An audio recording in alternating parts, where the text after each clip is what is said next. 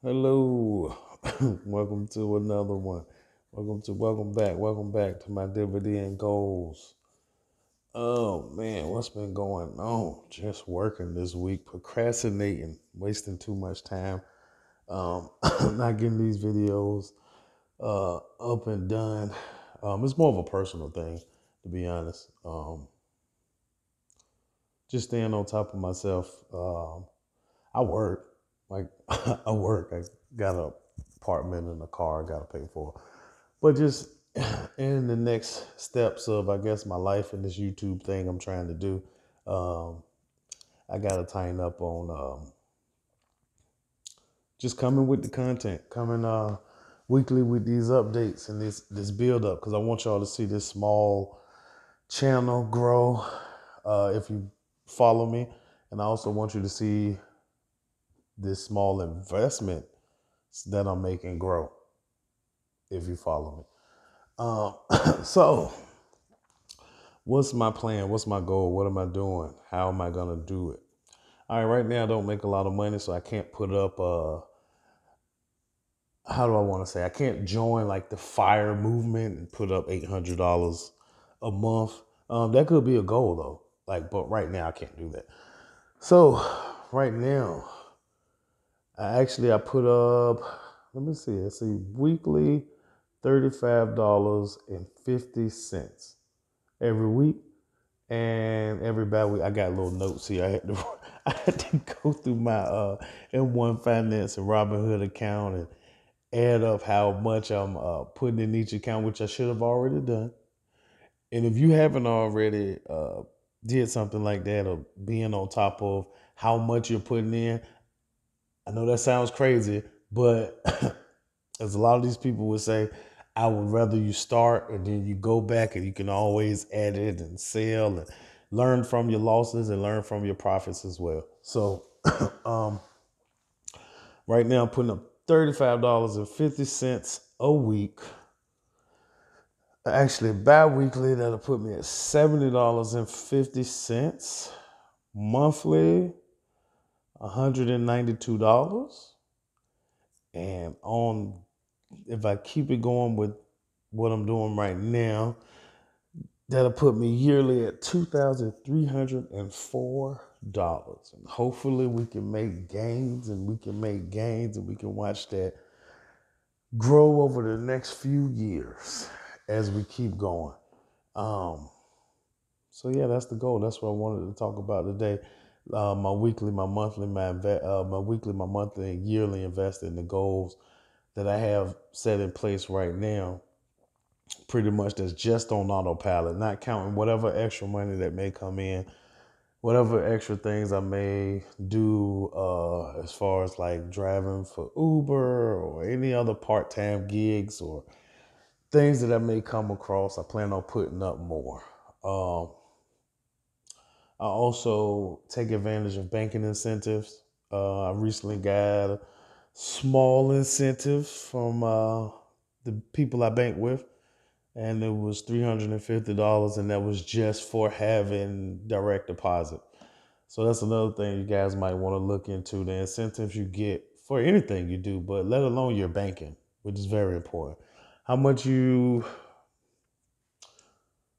Who's gonna give you something for using their services, pretty much, because it's a reason that you have your money in the bank more than just for you. It's a reason why people have commercials and they want to get you to using their services. I think a lot of us get into this kind of learning the game a little bit of how they take our money and invest it anyway, and it is things that come with that, like a steady bank account, steady cash flow. I mean, you can take advantages of loans, you can get housing, you can get cars, you can, I guess, live life. I guess that's what I want to say, um, through these systems, but also, use each other. Reciprocity is the word, I guess, maybe. I don't know. We'll figure it out together. If you know better, if you know what I'm trying to say, help me out. But yeah, look for incentives for reasons. I'm just scratching my back, just talking. This is how you know I'll be by myself a lot. I'll be chilling by myself a lot. Probably, probably too much. Cause wow, I was just reaching back, just scratching my back. It look like I'm just scratching my back. It's my lower back, but it's still my back. Um, but yeah, taking advantage of things like that. So when I got that, I also was able to. Well, actually, it was a time I kind of needed some of it. I had to pay some, but also I was able to invest it and put a little bit on my car note to bump that up a little bit. Um, it wasn't a lot, but every little bit counts. And you know that from banking. Like, to be honest, they don't need your $35 because you had an overdraft. They don't actually need it. As long as you put your money back, they don't actually need it. But that little bit adds up. I believe I'm gonna look into it. I might do a whole video on it or a piece of video on it. But I think, well, let's just say millions. The banks make millions of dollars a year from overdraft and late fees. And those fees are relatively small. The $15, the $30, the $35, the $20, like, excuse me, it shouldn't actually break the bank. It's not a huge deal, but it's just multiplied by hundreds of thousands, millions of people. Now, just because you have yourself, it's just you, but you putting up those small contributions is gonna add up over time. So if you have a credit card that you're struggling to pay off and you're just making the minimum payments, hey, if you got an extra $15, $20, I think pay it. That's not expert advice, but I think if you get it, I don't think it'll hurt to give it, to put it over there, especially if you're not using the card or you're not using whatever you're trying to pay off. Every little bit's gonna count. So that's the way they do it. And I got on there just about my car note. I'm not gonna edit this out because I really can't edit yet. And if I wait to learn how to edit, and that's kind of what I wanted to talk about a little bit today, then I would never get it done. So we're gonna have a video of me talking and just going in my thoughts. But also, we're still on this journey together. That's what I'm doing. The biggest thing about it is showing you and myself. I want to look back at this, um, that we can do it, man. We can do it. It might be small, but we can do it. We'll put our little pennies up and we'll stack it up and we'll make plans and have goals and we'll get it done. And that's what we're gonna do. Any little bit counts. What's the goal? What's the thing? $5 a day, the $5 a day challenge. That's actually how this started too. I should have been said something about it, but I turned these on and be honest, I'm kind of nervous. So I turn these on and I forget to mention things like that. Larry Jones, shout out to Larry Jones. A big reason I got this thing going was running across his channel from, you know, just kind of looking into investing and stuff like that, but running across this channel. And there's been plenty of people that have talked about the $5 a day challenge and $5 a day just to get you started. Or for, I mean, I don't know. Can you retire off of it? Probably not. Will it help with your retirement? Definitely. So yes, $5 a day, cup of coffee thing. I don't drink coffee, but I have other habits that cost more than $5 a day. So yeah, just putting up that amount and then just doing the math. Just think about it. Like even if you spend $3 a day on something, I mean, I'm pretty sure you can afford to put $3 a day up. So that's kind of how this started. That's why my math is kind of right there at that monthly. I'm putting up 192. That's a little bit more than $5 a day, if I'm not mistaken. I got another calculator here. Let me make sure. It's usually 30 days in a month, right? 30 times 5 is $150. So I'm putting up a little bit more than that. Excuse me. And actually $30 a month of that is just my regular savings account. So that's not being invested. That's just going in my regular savings account to one day maybe be invested. Well, not maybe, one day be invested. Um, but say I see this a stock that's really cheap and I got all this money or small amount of money over here that I can put over here, then that's what I'll use that for. Plus I like to have something uh, liquid to be able to grab. Obviously we need to be able to put our hands on some money when we need to. Um, so yeah, that's a big reason this started. Was taking advantage of that $5 a day challenge. And I say take advantage because that's something that helps us, that helps you. You saving $5 a day don't really do much for me or Mr. Larry Jones or whoever else online that's motivated you. That's for you. You learning to save is for you. Me learning how to invest is for me. Me learning this dividend investing is for me. And you learning it is for you. So do it, man. Like figure it out. Like let's do it together. Leave in the comment section when you started, how you started. Give me pointers. I think I want to do a separate video on all the stocks that I'm investing in and why.